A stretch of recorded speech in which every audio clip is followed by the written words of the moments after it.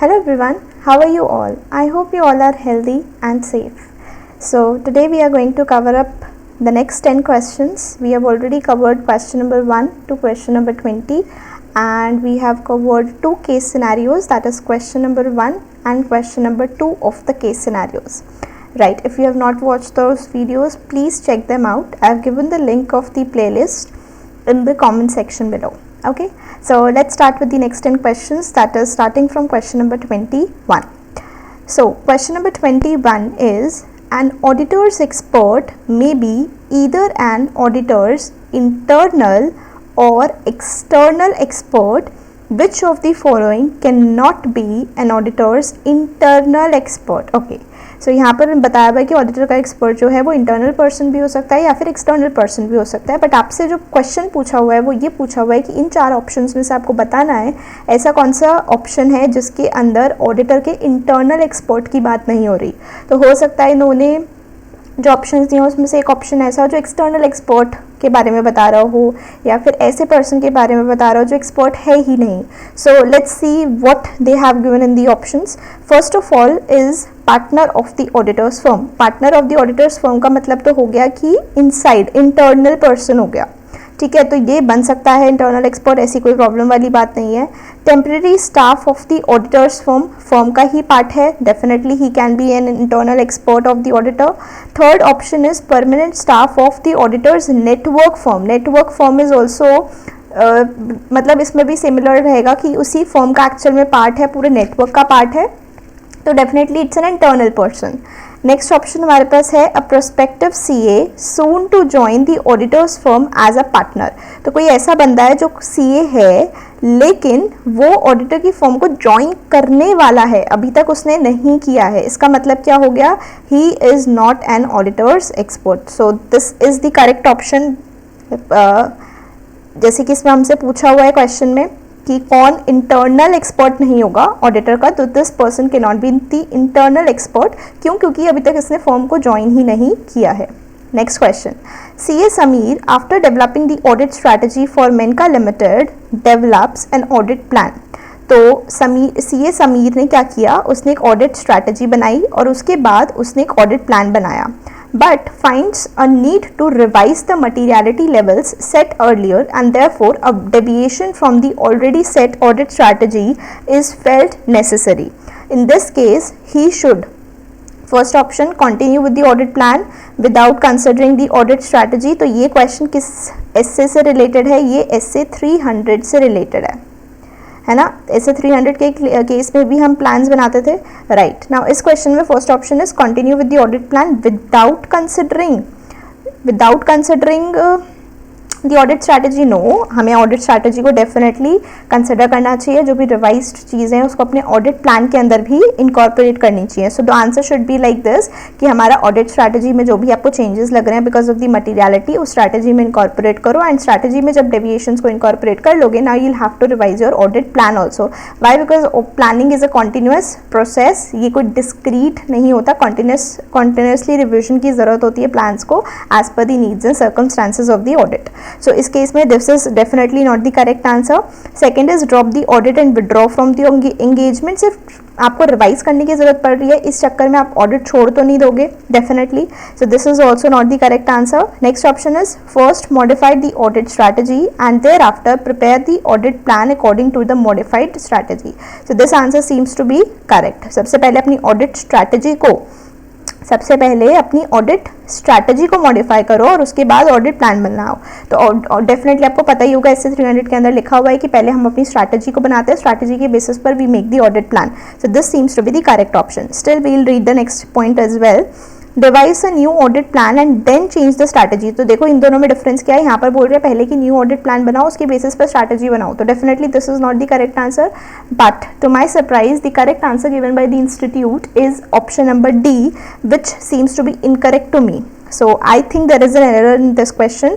If you have some logical explanation to this, do let me know about it in the comment section below, because मेरे हिसाब से answer should be C, but institute ने जो answers दिए हुए हैं उसमें आंसर इसका D दे रखा है.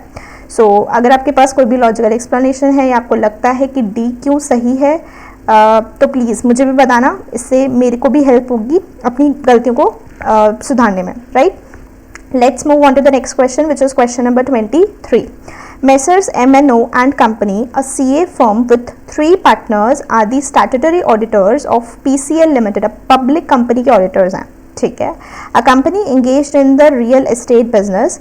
PCL Limited recently launched a real estate project in Bangalore, Whitefield location, at an all-inclusive price of rupees 5,500. ठीक है.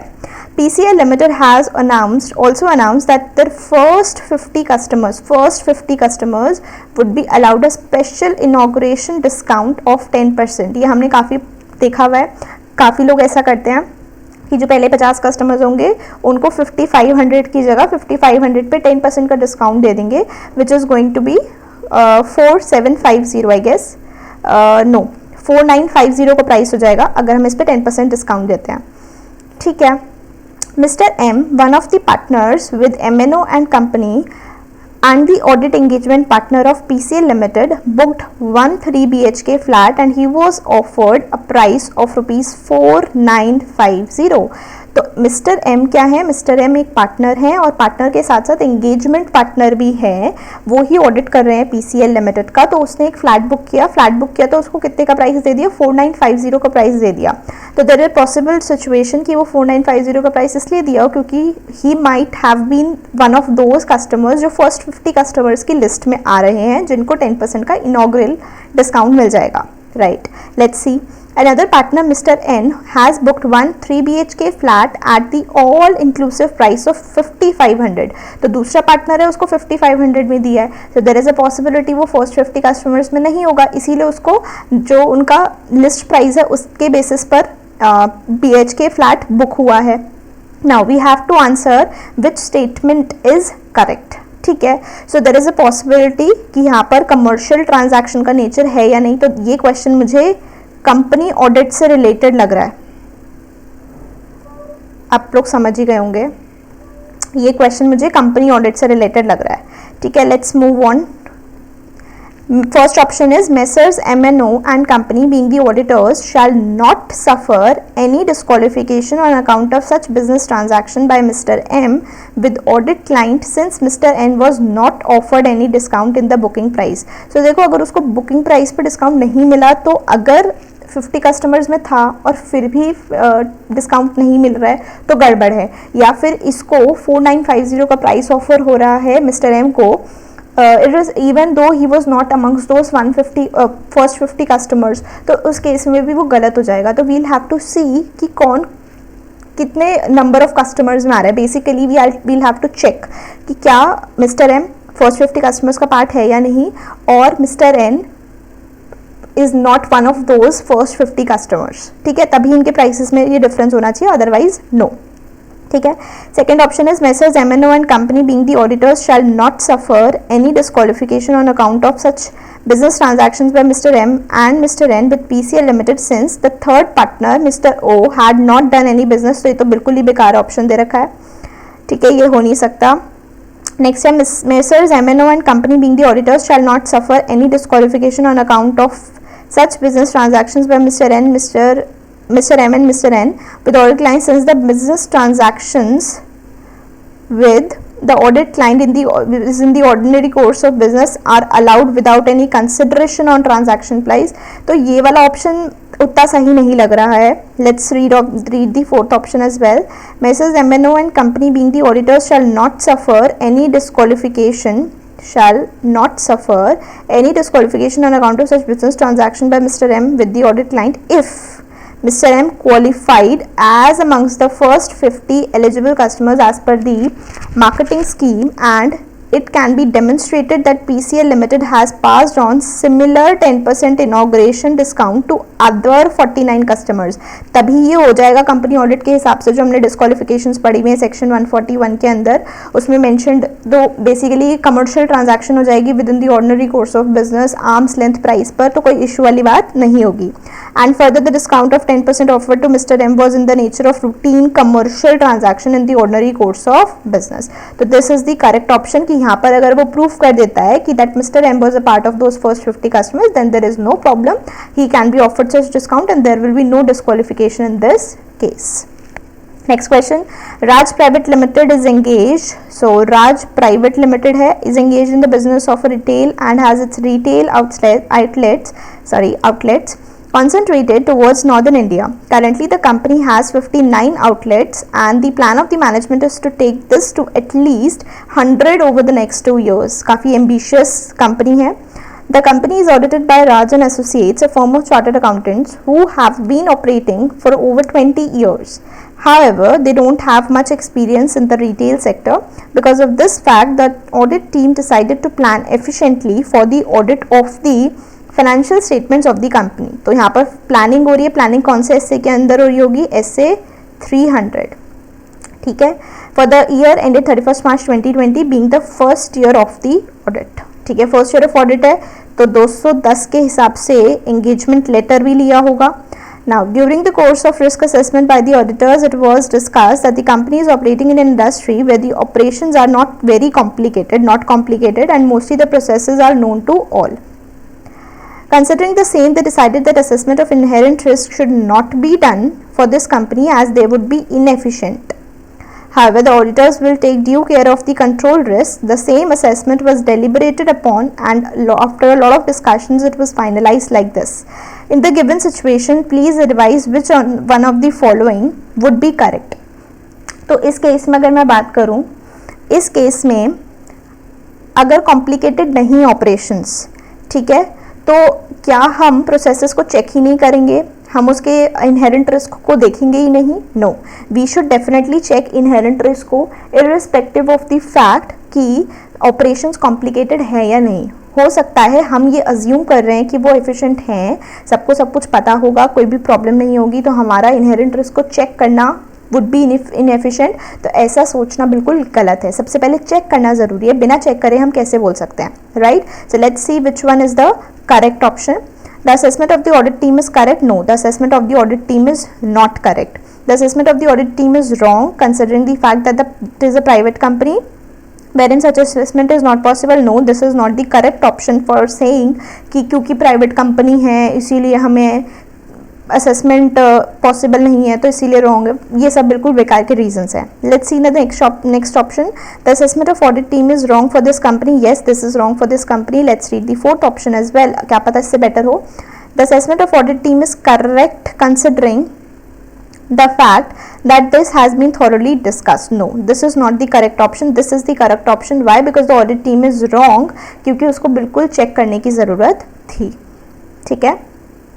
नेक्स्ट, क्षितिज प्राइवेट लिमिटेड. क्षितिज प्राइवेट लिमिटेड कंपनी है, is a company based out of Noida having operations in India and Dubai. The company's operations in Dubai have increased over the last 2 years and the management is earning very good profits. Profit making company hai. Because of the profits, the management also planned that they should now focus on strengthening the internal controls of the company, and for that purpose they have discussed with the statutory auditors to carry out the audit for the financial year ended 31st March 2020 very rigorously. The report on internal financial controls is also applicable to the company, and hence the auditors during the course of their work asked for risk control matrices from the company. During the year ended 31st March 2019, that is the previous year, क्योंकि अभी हम जो audit कर रहे हैं वो 2020 का कर रहे हैं और ये 2019 की बात कर रहे हैं. During the year ended 31st March 2019, the risk control matrix was not available with the company and was prepared in a draft manner, and the same was shared with the audit team during the year, and the auditors completed their work on the basis of that. तो पिछले साल जो audit हुआ था वो draft risk control matrix के basis पर हुआ था, but during the course of 31st March 2020 they are expecting कि उनको ड्राफ्ट नहीं फाइनल वाली रिस्क कंट्रोल मेट्रिसेस मिल जाएंगी. Now, however, for the year ended 31st March 2020, that is the current year, the auditors would like to have robust documentation and are not ready to accept the same risk control matrices.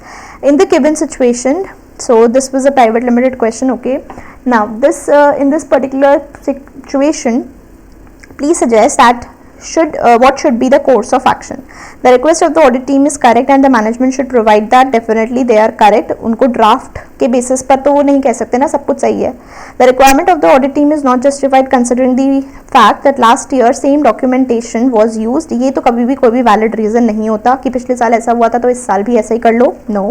The requirement of the audit team is not justified considering the fact that it's a private company and the auditor anyways is required to perform नहीं, अगर rigorous audit procedures करने भी हैं तो company ने क्या risk control matrix बना रखे. Definitely they would like to see that. In case of private company on which internal financial controls report is required, the auditor is not allowed to take any risk control matrix from the management seems to be an ethical issue. ऐसा कोई भी exception नहीं given है तो this is also not the correct option. First one is the correct कि audit team correct है और management को प्रोवाइड करना चाहिए whatever the auditor is asking them. Okay, next. SK Private Limited is a medium-sized company having the operations in Jharkhand. The company manufactures some parts and sells that to various dealers on ex-work basis. The financial statements of the company are prepared as per Ind AS and the internal financial controls report is also applicable on the same. बढ़िया है, Ind AS के हिसाब से काम हो रहा है. Internal financial controls report भी applicable है. Now, during the course of audit of the financial statements for the year end 31st March 2020, the management of the company had a detailed discussion with the auditors for the audit planning as per SA 300. Next, further it was also decided that any observations of the auditors should be also discussed with the management before conclusion by the audit team, which was not done in past year. तो कह रहे हैं कि कुछ भी आप observations है ना पहले हमारे साथ डिस्कस करना, उसके बेसिस पर ही आप फिर conclude करना. पहली conclusion करने के बाद don't एक्सपेक्ट कि हाँ डिस्कशन हो पाएगा. ये ऑब्वियसली बात है. देखो मैंने कुछ ऑब्जर्वेशंस मुझे लगी, definitely I am going to ask those queries to the management. If I am not satisfied with the reply then I am going to report them, या उसके बेसिस पर I am going to conclude. But before that, before conclusion I just need to discuss it with the management, right? Now, considering this, the auditor started the risk assessment and requested the management to share the documentation for the same. ठीक है, on which the management said that they don't have any risks and if the auditors come across any such thing they can discuss with the management. ऐसे कैसे भाई, कोई risk ही नहीं है. But the auditors were not convinced with the view of the management and the same thing has happened in the past years as well. You are required to provide your inputs to resolve this matter. तो इस particular case में if I see first answer is first option is the requirement of audit team is not correct. No, audit team की requirement गलत कैसे हो गई? वो उनसे कुछ डॉक्यूमेंटेशन मांग रहे हैं कि वो किस तरीके से रिस्क को असेस कर रहे हैं. Definitely they can ask the management about this. तो the view of management is correct because of the applicability of Ind AS applicable है तो क्या आपके ऊपर कोई रिस्क ही नहीं होगा? ऐसा कुछ नहीं है. The view of the management is correct because of the applicability. No, अगर उनको रिपोर्टिंग करनी भी है ऑडिटर्स को, स्टिल वो मैनेजमेंट से डेफिनेटली पूछ सकते हैं कि वो किस तरीके से असेस कर रहे हैं. अंडरस्टैंडिंग लेनी होती है ना हमें ऐसे 315 के हिसाब से, तो डेफिनेटली हम इस केस में ये सब चीज़ों से पूछ सकते हैं. 330 के हिसाब से we are going to create the responses regarding those identified risk. Now the view of the management is not correct. Yes, this is the answer. Management का व्यू बिल्कुल भी करेक्ट नहीं है. They should have provided risk. अगर है risk ही नहीं है ऐसा तो हो ही नहीं सकता. रिस्क तो होता ही है, आपको उसको असेस करने की भी ज़रूरत होती है मैनेजमेंट को. और फिर मैनेजमेंट को जो भी डॉक्यूमेंटेशन अगर कुछ ऑडिटर्स मांगते हैं तो definitely they have to provide the same. तो यहाँ पर जो उनका व्यू है वो बिल्कुल भी सही नहीं है. Next question. AJ private limited company है, okay, is in the business of telecom and have significant operations across India, predominantly northern India. Now, the statutory auditors of the company have been continuing for the last 3 years and have been issuing a clean report. 3 साल से clean report आ रही है as per SA 700. Now, for the financial year ended 31st March 2021, the statutory auditors commenced their work in March 2021 as per the discussions with the management and with a plan to complete the audit by first week of May 2021. The audit team concluded the work as per the agreed timelines and the financial statements and the audit report were signed on 5th of May 2021. Along with the engagement letter for the financial year ended 31st March 2021, engagement letter कौन से standard के हिसाब से होता है? SA 210. अब 210 के हिसाब से क्या होता है, आपको ये ऑडिट कमेंस करने से पहले लेना होता है, ना कि along with the signing off financial statements और ऑडिट रिपोर्ट। ऐसा थोड़ा ना होता है कि ऑडिट रिपोर्ट के साथ साथ आप इनिशियल ऑडिट एंगेजमेंट या एंगेजमेंट लेटर को साइन करोगे। नो, ये आपका ऑडिट स्टार्ट होने से पहले का काम होता है, ना कि ऑडिट रिपोर्ट साइन करते टाइम का। So this seems to be incorrect thing. Let's read the question. In the given situation, please advise which of the following would be correct. Correct चीज बतानी है। Now the engagement letter should have been signed before commencing the audit work. Yes, this is correct. The engagement letter should have been signed at least a day before. नहीं नहीं नहीं, वो तो documentation का काम होता है कि ऑडिट रिपोर्ट इशू करने से पहले आपका सारा डॉक्यूमेंटेशन वाला काम हो जाना चाहिए। ऐसा नहीं कि कोई डॉक्यूमेंटेशन बाद में आ रहा है जिसके बेसिस पर, मतलब basically the evidences should be gathered before signing the audit report. तो ये चीज़ तो नहीं होता कि एंगेजमेंट लेटर भी एक दिन पहले तक साइन हो जाए तो चल जाएगा। No, this is not correct. The engagement letter should have been signed at least a day before signing the financial statement. No. Engagement letter should have been engagement letter is optional in case of a private company. No such exemption is given. So the correct answer should be A in this case. Next. RIM Private Limited is engaged. RIM Private Limited company is engaged in the business of manufacturing of water bottles and is experiencing significant increase in the turnover year on year. It is a subsidiary of RIM GmbH based out of Germany. Foreign company है, ठीक है। Now, during the financial year ended 31st March 2019, the company carried out a detailed physical verification. 31st March 2019 में company ने काफ़ी ज़्यादा detail physical verification किया किस चीज़ का, इन्वेंट्री का और फिक्स एसेट्स का, basically the PPE. Now during the year, various other activities were carried out to increase the efficiency in operations and reduction of cost. The statutory auditors of the company started their audit work from April 2019 and requested for documentation on changes in the processes and activities during the year as well as the resultant impact of the same on management controls. The management of the company told the auditors that all such documentation is maintained by the parent company, as this is a closely held private company, and even though internal financial controls reporting is applicable on this company, the parent company is taking due care of each and every process. The auditors did not agree with the views of the management. Please advise both the management and the auditors. दोनों को advise करने के लिए बोल रहे हैं. So the auditors should look for documentation as per the Sarbanes-Oxley in this case. No. The auditors are correct in this case and the management should provide the required documentation. Definitely यही चीज़ सही है. क्यों? क्योंकि ये कोई बात थोड़ी ना कि पेरेंट कंपनी मेंटेन करती है, पेरेंट कंपनी ध्यान रखती है तो सारा डॉक्यूमेंटेशन उनके पास है. No, you have to get them arranged if the auditors are asking you to do so, right. और सबसे बड़ी बात, काम जहाँ हो रहा है उसके प्रोसेसेस को चेक करना कि सही से हो रहा है नहीं हो रहा है, ये डेफिनेटली मैनेजमेंट की रिस्पॉन्सिबिलिटी के अंदर आता है. ठीक है, तो ये तो नहीं है. The auditors are correct in this case and the management should provide the documentation. However in case the parent company is covered by this, then it can be ignored by the auditors. No, there is no such thing mentioned. Next is the management is correct. No, the management is not correct. So the correct answer is option number B. Okay, let's move on to the next question. Oops, sorry. So instead of saving it, I just crossed this particular sheet. I'm sorry for that. Okay, the auditors does not agree with the views of the management. Please advise both the management and the auditors. तो हमने इसका answer mark किया था. The correct answer is B. Why? Because the auditor is correct and the management should provide the required documentation to the auditor. Now this time carefully. Okay. Now next question is XYZ Private Limited is engaged in the trading of parts of machineries used in the boiler plants. Company has seen growth of 60% in the sales and management expecting similar growth in next 3 financial years and is planning to onboard new dealers in order to achieve the management goal.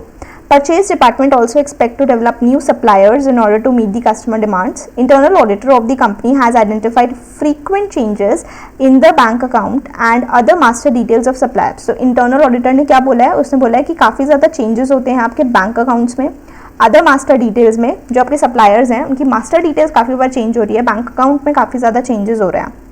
Now, at this expansion planning phase, the company has no defined control to provide assurance on the said supplier master changes कि क्यों हो रहे हैं, कौन कर रहा है, इस चीज़ का उनके पास कोई भी ट्रैक नहीं है.